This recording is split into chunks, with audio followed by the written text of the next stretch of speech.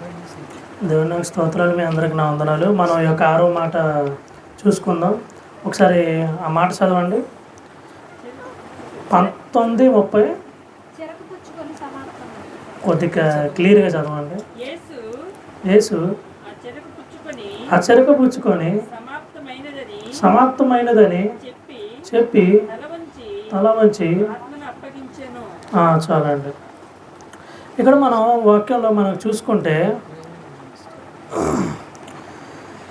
చిన్న ప్రార్థన చేసి మనం మొదలెడదాం. దేవా తండ్రి, మీకు వందనాలు ప్రభు. ఇప్పుడు దాకా మరి చూసిన 5 మాటల్లోనూ ప్రభా మరి ఎన్నో విషయాలు మాకు నేర్పించారు. ఇంకా మరి మిగిలిన మాటల్లో కూడా మీ వాక్యం ద్వారా మీరే మాతో మాట్లాడండి ప్రభు. మమ్మల్ని జ్ఞాపకం చేసుకోమని, వాక్యంలోకి వెళ్తుండగా కృపతో ఉంచమని క్రీస్తునామమున అడిగిచున్నాం తండ్రి. ఆమేన్. ఈ యొక్క మాట 6th word, it is finished. మీరు ఈ యొక్క మాటను కనుక మామూలుగా చాలా జాగ్రత్తగా నీట్గా కనుక మీరు అబ్జర్వ్ చేస్తే నార్మల్గా ఏంటంటే ఇచ్చిన పని కంప్లీట్ అయిందని చెప్పి, not I am finished or it's over, he says it is finished. పర్టికులర్గా ఇచ్చిన ఇది కంప్లీట్ అయింది అంటున్నాడు ప్రభువు. ఆడ అంటే మనం నార్మల్గా ఒక నార్మల్ సెన్స్ అంటే హ్యూమన్ సెన్స్లో కనుక చూస్తే ప్రభువు అంటే తను ఇంకా చనిపోయే స్టేజ్లో ఉన్నారు. అంటే చనిపోయే స్టేజ్ అంటే ఇంకా ఆల్మోస్ట్ అలాంటి స్టేజ్లో నార్మల్గా ఒక పని కానీ లేకపోతే ఇది గుర్తురాదండి. అంటే నా పని అయిపోయింది అన్నట్టు అనిపిస్తుంది. కానీ మనకైతే వాడు ప్రభు మాత్రం క్లియర్గా అక్కడ ఇచ్చిన పని కంప్లీట్ అయిందని చెప్పి అంటూ ఉన్నాడు. మీరు చూసుకుంటే మనం కానిద్దాం కాబట్టి నీట్గా మనం చూసుకుంటే ఈ యొక్క వాక్యం అంటే ఆ యొక్క పట్ల సెంటెన్స్ గ్రీకులో కనుక చూస్తే టెటెలిస్టై అని చెప్పి ఒక పదం ఉంటుంది, గ్రీకు పదం. ఆ గ్రీకు పదం నార్మల్గా 1వ శతాబ్దపు ఈ యొక్క యూదులు గ్రీక్స్ వీళ్ళు యూజ్ చేసే కాలంలో ముఖ్యంగా 3 వాడేవాళ్ళండి ఈ పదం అన్న టెటెలిస్టై అనే పదం గ్రీక్స్. ఒకటి ఎవరంటే ఒక సర్వెంట్ మాస్టర్కి, ఆ మాస్టర్ ఇచ్చిన పని, ఆ యజమాని ఇచ్చిన పని ఎప్పుడైతే ఇది కంప్లీట్ చేస్తాడో కంప్లీట్ చేసినప్పుడు ఈ మాట చెప్పేవాడు టెటెలిస్టై అని చెప్పి, అంటే ఇట్ ఈస్ ఫినిష్డ్ అని. రెండోసారి ఎవరంటే ఒక ప్రధాన యాజకుడు ఎప్పుడైతే ఏ గొర్రెని పడితే ఆ గొర్రెని బలించరు, పరిశుద్ధమైంది నీట్గా ఉండేది. అంటే దానికి దెబ్బలు ఉన్నాయా లేకపోతే దానికి ఫలానా ఇంకేదన్నా హెల్త్ కండిషన్స్ ఉన్నాయా అన్నీ చూస్తారు. అన్నీ చూసి అది శుభ్రమైంది పర్ఫెక్ట్ అనిపిస్తేనే అప్పుడు అంటాడు ప్రధాన యాజకుడు ఈ మాట టెటెలిస్టై అని, ఇట్ ఈస్ పర్ఫెక్ట్ అని. మూడోది ఎప్పుడంటే ఒక మెర్చెంట్ అంటే వ్యాపారం, బిజినెస్ ట్రాన్సాక్షన్స్ అని బిజినెస్ మ్యాన్లు అనుకోండి, వ్యాపారం చేసేవాళ్ళు ఎప్పుడైతే వాళ్ళు కావాల్సిన పూర్తి అమౌంట్ వాళ్ళు తీసుకున్నప్పుడు కానీ లేదంటే వాళ్ళు ఇవ్వాల్సిన అమౌంట్ పూర్తిగా ఇచ్చినప్పుడు టెటెలిస్టై అనే పదం యూజ్ చేస్తారు. అంటే ఇక్కడ మన ప్రభువు ఆయన చెప్తున్న మాట ఏంటంటే ఇట్ ఈస్ ఫినిష్డ్ అని క్లియర్గా చెప్తున్న మాట అంటే 3 విధాలుగా చెప్తున్నాడు ఆయన. ఒకటి, ఒక సర్వెంట్ రూపంలో నువ్వు ఇచ్చిన పని నేను కంప్లీట్ చేశా అంటున్నాడు యజమాని అయిన తండ్రికి ఒక విధంగా. రెండోది ఏంటంటే I am a perfect lamb, నేను సరైన బలి అర్పణ, క్లియర్గా చెప్పాలండి ఇంకో విధంగా. ఇంకా మూడో పరంగా కూడా ఏంటంటే ఈ యొక్క మనుషుల యొక్క పూర్తి డెప్త్ నేను కంప్లీట్ చేశా అంటున్నాడు ప్రభువు. 3 విధాలుగా చెప్తున్నాడు అండి ప్రభు మనకి వాక్యంలోనే. అంటే ఎంతో అర్థం ఉంది దాంట్లో మనం చూసుకుంటూ వెళ్తే. అంటే ఈ పరంగానే కాదు కానీ మనకి వాక్యంలో నార్మల్గా చూసినప్పుడు కూడా ఈ యొక్క ప్రభువు ఫస్ట్ పాయింట్ కింద మనం చూసుకుంటే the God has already made a way, A salvation. అక్కడ పదానికి అర్థమైంది అంటే ఈ దేవుడు ప్రభువైన యేసుక్రీస్తు భూమి మీదకి వచ్చినప్పుడు తను చేయాల్సిన ప్రతి పనిని సక్సెస్ఫుల్గా కంప్లీట్ చేశాడు. యేసు ప్రభువు ఎప్పుడైతే తన యొక్క మినిస్ట్రీ మొదలెడదామని ఎప్పుడు అనుకున్నాడో అప్పుడే సాతాన్ని తన్ని ఈ యొక్క ఇబ్బంది పెట్టడం కోసం, మనకు తెలిసిందే ఆయన ఇబ్బంది పెట్టడం కోసం సాతాను మినిస్ట్రీ స్టార్ట్ అవ్వకముందు ఇబ్బంది పెడతాడు. ఎక్కడ ప్రభువైన యేసుక్రీస్తుని సాతాను మినిస్ట్రీ ఇంకా మొదలెట్టక ముందు ఒక చోట ఆయన శోధిస్తాడు. ఎక్కడ?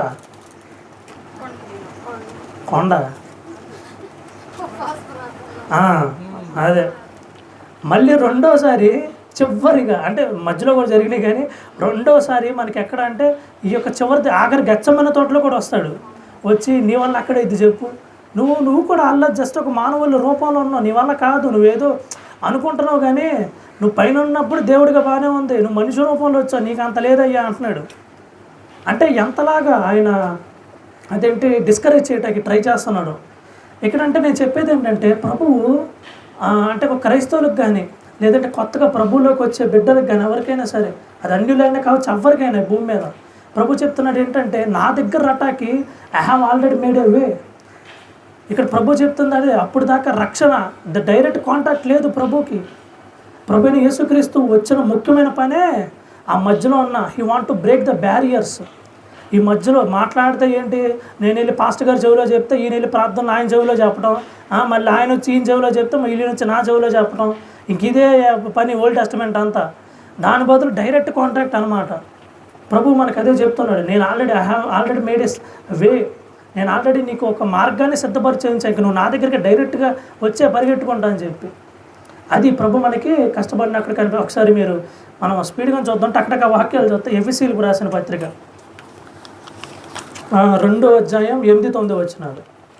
ఎఫెసీ 2:8-9 వచనాలు. మీరు విశ్వాసము ద్వారా కృపచేతనే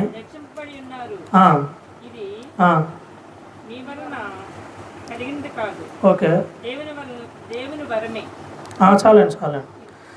అంటే ఇక్కడ మీరు క్లియర్గా చూస్తే ప్రభువు క్లియర్గా, అంటే ఒక విధంగా మనకి క్లియర్గా చెప్పాలంటే కేవలం ఏదొక ప్రభు మనకిచ్చిన ఒక ఏమంటారు దాన్ని, ధన్యత అన్న పదం, ధన్యత అని కాదు, ఇట్స్ ఎ గిఫ్ట్ అన్నట్టు. ఆయన యొక్క కృప వల్లనే, మన యొక్క విశ్వాసం ఆయనలో పెట్టడం వల్ల, ఆయన యొక్క కృప వల్లనే మనకి ఆయన ఇచ్చిన ఒక ధన్యత. ఎందుకంటే as a sin we don't deserve that. మనం ఒక పాపిగా దాన్ని అసలు డిజర్వ్ అంటే కరెక్ట్ పదం ఏమంటారు తెలుగులో, మీకు అర్థమైతే పర్లా. అంటే కొంతమంది ఇక్కడ తెలుగు పండితులు ఉన్నారు, మళ్ళీ వాళ్ళకి అర్థం కాకపోతేమో అని చెప్పి నేను తెలుగు కోసం ప్రయత్నిస్తున్నాను అంతే. అర్హత లేదంటే మనం ఒక పాపిగా ఉంటే మనకు అర్హత లేదండి. అందుకనే ఎవరొక మనుషులు చేసిన పని వల్ల కాదు, కేవలం దేవుడు మనకి ఇచ్చిన కృప వల్ల అని చెప్పి మనకు వాక్యం క్లియర్గా చెప్తుంది. కాబట్టి ఫస్ట్ థింగ్ ఏంటంటే the God has already made a way for us. ఆయన దగ్గరికి డైరెక్ట్గా ఆయనతో కాంటాక్ట్ అవటానికి ప్రభు అయిన యేసుక్రీస్తు కలవరి సిలువ మీద ఆల్రెడీ మార్గాన్ని సిద్ధపరిచేశాడు. ఆయనకు చేయాల్సిన మొదటి పని అసలైన పని ఆయన కంప్లీట్ చేశాడు. ఇంకా మన రెండోది కూడా మనం చూసుకుంటే God finishes what he has started. ప్రభువు తాను ఏదనుకున్నాడు ఆ పని ఆయన ముగించేశాడు పూర్తిగా. ఈవెన్ మనం చూసుకుంటూ వెళ్తే ప్రభువు ఈ యొక్క భూమి మీదకి ఏ మిషన్ మీద వచ్చాడో కంప్లీట్ చేశాడు. ఆయన ఒక్క మిషన్ అంటే ఇది, నేను వచ్చాను కలవరి సిలువ మీద మరణించి వీళ్ళ కోసం చేస్తా చాలా అంటల్లా, బతుకున్నప్పుడు కూడా ఆయన ఒక మెస్సేజ్గా చేయాల్సిన ప్రతి రెస్పాన్సిబిలిటీని ఆయన తీసుకుని మనం నీట్గా వివరించా క్లియర్గా.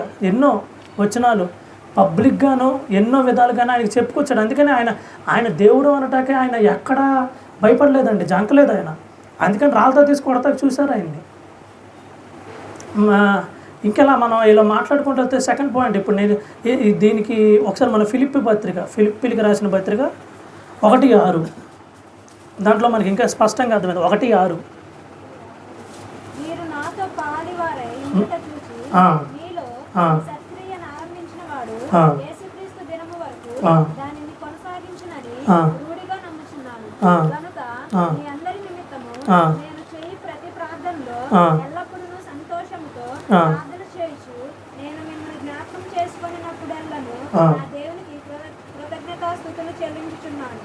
చాలండి. అంటే మీకు ఒక చిన్నగా, అంటే దీని ఒక అర్థంలో మీకు చెప్పాలంటే, ప్రభు యేసుక్రీస్తు ఈ యొక్క మనిషి మీద భూమి మీదకి మనిషిగా వచ్చినప్పుడు తను ఏదైతే అనుకున్నాడో ఆ పనిని కంప్లీట్ చేసినప్పుడు అదే పని మనలో కూడా he's going to do that.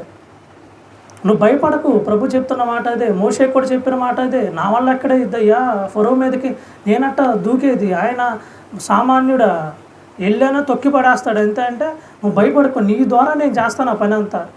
కాబట్టి ఇక్కడ ప్రభు చెప్తుంది కూడా ఏంటంటే, మనం ఇప్పుడు మోషే కనుక ఏది ఆ కొండ మీదకి వెళ్ళి దర్శనం చూసిన తర్వాత వెళ్ళకుండా ఇంట్లోనే కూర్చొని ఉంటే ఇదంతా జరిగేదా? ఎంతట అంటే దేవుడు అంటే ఆయనకు ఆయనకి మనుషులుగా మనకే ప్లాన్ ఏ బీసీలు ఉంటాయి, ఆయనకి జడ్డు కాదు ఇంకా ఎక్కువ ఉంటాయి. కాబట్టి ఆయనకంటూ ఒక క్లారిటీ, ఒక ప్లాన్ ఉంటుంది. కానీ నేను చెప్పేది ఏంటంటే, మనం కూడా వెనక్కి అడిగేయకూడదండి ప్రభు దగ్గర. We have to trust him completely అంతే. ఎప్పుడైతే అలా చేస్తామో ప్రభు తన పని మనలో చేస్తాడని చెప్పి వాక్యం చెప్తుంది. ఇక మనం మూడోది కూడా చూద్దాము. కొలస్సీలకు రాసిన పత్రిక 2:15.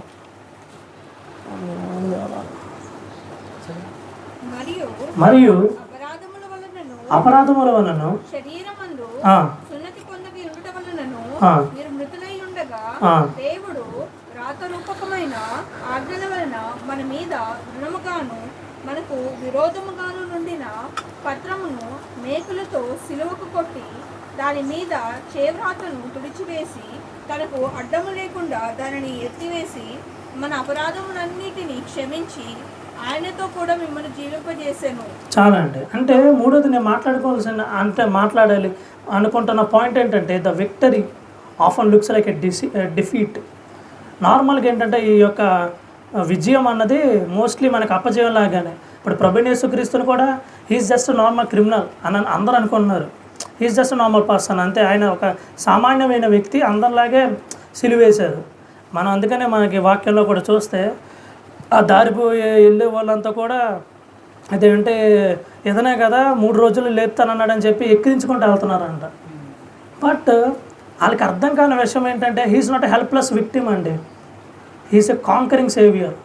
అంటే ఒక విధంగా అదేంటో ఆయన ఒక నార్మల్ మనిషిలాగా, అంటే నార్మల్ ఒక క్రిమినల్ లాంటి ఒక నిస్సహాయుడు కాదు.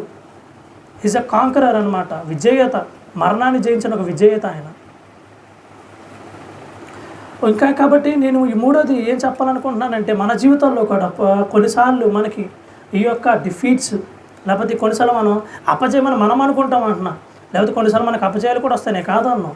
ఎందుకంటే అప్ అండ్ డౌన్స్ లేకుండా జీవితం అన్నది పెద్దోళ్ళకి, అది పెద్దోళ్ళకి ఎవరికి కూడా వెళ్ళదు. కాబట్టి నేను చెప్తుంది ఏంటంటే ఈ యొక్క డిఫీట్ అనే ఏదైతే నువ్వు అనుకుంటున్నావో అది విక్టరీ కింద మరొచ్చు. అందుకనే ఒక స్టోరీ ఉంటుందండి, ఒక మంచి స్టోరీ. అది నేను చెప్పాలనుకోవట్లే, కానీ మామూలుగా ఏంటంటే ఆ స్టోరీ యొక్క సారాంశం సింపుల్గా సమ్మరీ కింద చూసుకుంటూ వెళ్తే ఒక వ్యక్తికి ఒక విషయం జరిగిద్ది, అది ఊరంతా తెలుస్తుంది. తెలిసినప్పుడు వాళ్ళు వచ్చి నీ దగ్గర అలా జరిగింది కంగ్రాట్స్ అంటారు, ఇట్స్ ఎ హ్యాపీ థింగ్ అంటే ఆయన ఏమంటాడు మేబీ అంటాడు. తర్వాత మంచి జరగడం వల్ల దానికి చెడు జరిగిద్ది, అయ్యో బాధ అదేంటి నీకు ఒక తేడా విషాదకరమైన విషయం జరిగింది, బాధాకరమైన విషయం జరిగింది అనుకుంటే మేబీ అంటాడు అప్పటికి. అంటే ఏంటంటే మీ పాయింట్ ఆఫ్ వ్యూలో అది అయ్యో ఇది కొన్నిసార్లు మనం ఏదైతే మంచి అనుకుంటామో అది చెడుకి వెళ్ళిద్ది, ఏదైతే అబ్బా నా జీవితంలో ఏంటి ఇది అనుకుంటామో దానివల్ల మంచి జరిగిద్ది, చెప్పలేము. కాబట్టి ఇక్కడ ఇది మళ్ళీ లక్కు సోది ఎలాంటి కాదుగా నేను అనేది ఒక క్రైస్తవులుగా మనం ఏంటంటే ప్రభు పట్ల పూర్తిగానండి రిమెంబర్ వన్ థింగ్. అంటే ఒక విషయం గుర్తుపెట్టుకోవాల్సింది ఏంటంటే when we're in our darkest moments, అంటే మన జీవితంలో కొన్నిసార్లు మన తల్లిదండ్రులు మన దగ్గర ఉండరు, మన అనుకున్న వాళ్ళు ఎవరి దగ్గర ఉండరు. కొన్ని పరిస్థితులు అంటే భయంకరమైన పరిస్థితులు, ఒంటరిగా అంటే ఇప్పుడు నిన్ను ఒక గదిలో వేసి తాళాలు వేసి చీకట్లో పడేస్తాను కాదు, మనకు తెలుసు అదేంటి అన్నది. ఇక్కడ ఎవరు చనిపోలేదు కాదు కాబట్టి నీట్గా అర్థమయ్యేలా చెప్పాలంటే ఆ యొక్క మూమెంట్ మనం ఫీల్ అయ్యి ఉంటాం జీవితంలో, కొంతమందికి వస్తుంది కూడా. నేను చెప్పేది ఏంటంటే రిమెంబర్ అలాంటి సిచ్యువేషన్స్ అప్పుడు కూడా ప్రభువైన యేసుక్రీస్తు నాకు 4వ మాట ప్రకారంగా జరిగింది అదే ఆయనకి ద లోన్లీ మూమెంట్. ఆయన నమ్మిన జనాలు ఆయనతో లేరు, ఆఖరికి వాళ్ళ తండ్రి కూడా ఆయనతో లేని పరిస్థితి, ఒక లోన్లీ మూమెంట్ వచ్చేసింది ఆయనకి, దారుణమైన పరిస్థితి. ఇక్కడ కూడా అదేనండి. అలాంటి సమయంలో క్రైస్తవుడిగా మనం గుర్తుపెట్టుకోవాల్సింది ఏంటంటే we have to surrender to Jesus Christ completely. పూర్తిగా ప్రభుకి నువ్వు వెళ్ళిపో, అంతే. ఎందుకంటే నువ్వు ఏదైతే పని అనుకుంటున్నావో he has already completed it. నేను అదే అంటాను, why are you trying to finish the work which Jesus Christ has already completed. ప్రభు ఏదైతే అనుకుంటున్నాడో, ఏదైతే కంప్లీట్ చేస్తాడో నీ జీవితంలో, ఆ పని నువ్వు మళ్ళీ ఎందుకు చేయాలనుకుంటున్నావు? ఇంకా మీకు సింపుల్గా చెప్పాలనుకుంటే నీకు కొన్ని విషయాల వల్ల గిల్టీ ఉంది, కొన్ని విషయాలు నేను ఎలా చేశానన్న బాధ ఉంది, లేదా కొన్ని తెలియని నువ్వు పాపాలు నేను వేదేసుకొని ఉన్నావు, ఎందుకు చేస్తున్నావు ఆ పని? ఇంకా ఎందుకంటే ప్రభు దాన్ని ఆల్రెడీ మోసాడు, సిలువ మీద అర్పించేశాడు కూడా ప్రభుకి, తండ్రికి. మనం చెయ్యాల్సిన పని ఏంటంటే we have to repent and change, అంతే. నేను అదే చెప్పానండి, ఇది మనం, ఇది పాపం, ఇది దేవుడు, లేకపోతే అది అనుకోండి. మనం ఏం చేస్తున్నామంటే we're repenting to God and going back to the sin again. కానీ ఏంటంటే ఇక్కడ రిపెంట్ అంటే ఏంటంటే మనం పూర్తి ఇలా వెళ్ళకుండా మన దేవుడి దగ్గరికి వెళ్ళి రిపెంట్ అయ్యి ఇక్కడ ఉండిపోవాలంతే. మనం ఏంటంటే బ్యాక్ వచ్చి మనం ఏంటంటే ఈ పొజిషన్లోకి రావటం వల్ల మెల్లంగా లాగుతున్నాడు. అలా కాకుండా నువ్వు రిపెంట్ అయ్యావా దేవుడి దగ్గర, ఇంకా అక్కడే ఉండిపో అంతే. Don't look back again. ఇక్కడ జరుగుతుంది అదేనండి. అందుకని మన బిల్లీ గ్రామ్ గారు కూడా మాట అంటారు, రిపెంట్ అంటే change your mind, change your character completely అని చెప్పి. మనస్ఫూర్తిగా మారటం అంటే రిపెంటెన్స్, అంతేగాని ఐఎమ్ సారీ అంటాం కాదు. అది కన్ఫెషన్ అయ్యింది, కానీ అది వేరే విషయం. అలా సర్లేండి, మనకు వేరే అవి వస్తూనే ఉంటాయి బ్యాక్గ్రౌండ్ మ్యూజిక్ అనుకోవటం వాటిని. ఇంకా మనం కాబట్టి ఈ యొక్క మా 6వ మాట ప్రకారం మనం చూసుకుంటే, ప్రభువు మన జీవితాల్లో ఆల్రెడీ మన పాస్టర్ గారు చెప్పారు, ఆ మాట నాకు బాగా అనిపించింది. The God has already arranged అన్నట్టు, ఈ గాడ్ హ్యాస్ ఆల్రెడీ ఫినిష్డ్. అది మన పాపం కావచ్చు, నీ గిల్టీ కావచ్చు, ఎందుకంటే ఆయన మన పాస్ట్, ప్రజెంట్, ఫ్యూచర్ అన్ని పాపాలను మోస్తాడండి. అలా చెప్పి ఫ్యూచర్లో చేయమని ఎంకరేజ్ చేయట్లేదమ్మా ఎవరిని ఇక్కడ. కానీ నేను చెప్తుంది ఏంటంటే, ఆయన ఆల్రెడీ ఆ భారాన్ని మోస్తాడు కాబట్టి ఆ భారం నువ్వు నెత్తి మీద, ఎందుకంటే దాని మీద స్ట్రెస్ వల్ల లేనిపోయిన జబ్బులన్నీ వస్తాయి. కాబట్టి ఈ వయసుల్లోనే కదా, ఏ వయసులో కూడా లేనిపోని స్ట్రెస్సులు పెట్టుకొని అనవసరమైన పెట్టుకోవద్దు. క్రైస్తవులకు ఉన్న ఒక ధన్యత అదేనండి. మిగతా వాళ్ళ గురించి నేను మాట్లాడను, వాటి గురించి మనకి అది కాదు. కానీ వాక్యం మనకు క్లియర్గా చెప్తుంది, నీ భారం యెహోవా మీద మోపుమని.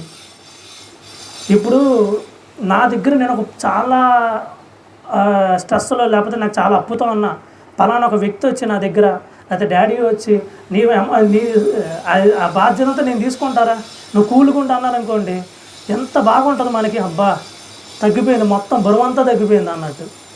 అదే మనకి వాక్యం చెప్తుంది. ఒక క్రైస్తవులకు ఉన్న ధన్యత అదేనండి. నీ స్ట్రెస్, నీ గిల్టీయా, నీ పెయినా మొత్తం నా మీద వేసే నేను చూసుకుంటా, నేను ఆల్రెడీ కంప్లీట్ చేశాను రా బాబు, నీకు అర్థమే సావట్లే అంటున్నాడు దేవుడు. కాబట్టి 6వ మాట నుండి మనం నేర్చుకోవాల్సింది ఏంటంటే, క్రైస్తవులుగా పూర్తిగా ప్రభువుకి సరెండర్ అవ్వటం మనం నేర్చుకోవాలండి.